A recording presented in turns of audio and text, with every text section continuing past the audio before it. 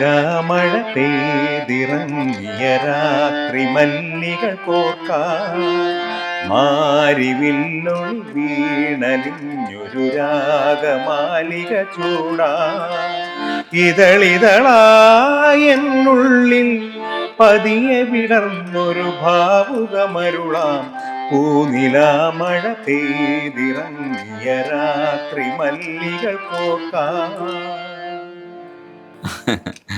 ഇതിന് 2-3 ഇൻസിഡൻസ് ഉണ്ട്.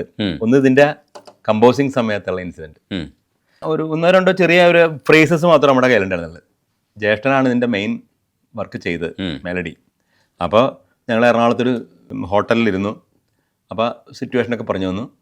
അപ്പോൾ ഞങ്ങൾ രണ്ടും കൂടി വെറുതെ ഇങ്ങനെ ട്യൂണിങ്ങനെ മൂളി തുടങ്ങിയിട്ടേ ഉള്ളൂ. അപ്പോൾ പറഞ്ഞു ഇത് നിങ്ങളൊന്ന് കംപ്ലീറ്റ് ചെയ്തിട്ട് നിങ്ങൾ കേൾക്കാം, ഞങ്ങളൊന്ന് പുറത്തു പോയിട്ട് വരാം. നമ്മൾ സുനിലും കൂട്ടരും എല്ലാവരും കൂടി പുറത്തേക്ക് പോകാൻ ശ്രമിച്ചു. എന്നിട്ട് അപ്പുറത്ത് ഡ്രസ്സൊക്കെ മാറണമല്ലോ.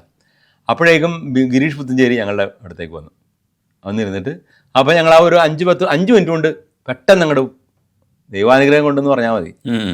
ചേട്ടൻ്റെ മനസ്സിലാണ് വന്നത്. പെട്ടെന്ന് പുള്ളിക്ക് വളരെ പെട്ടെന്ന് മെലഡി വരും. ഒറ്റയടിക്കങ്ങോട്ട് പല്ലവിയും ചരണം വന്നു. അതിനേക്കാൾ സ്പീഡിൽ ഗിരീഷ് എഴുതുകയും ചെയ്തു.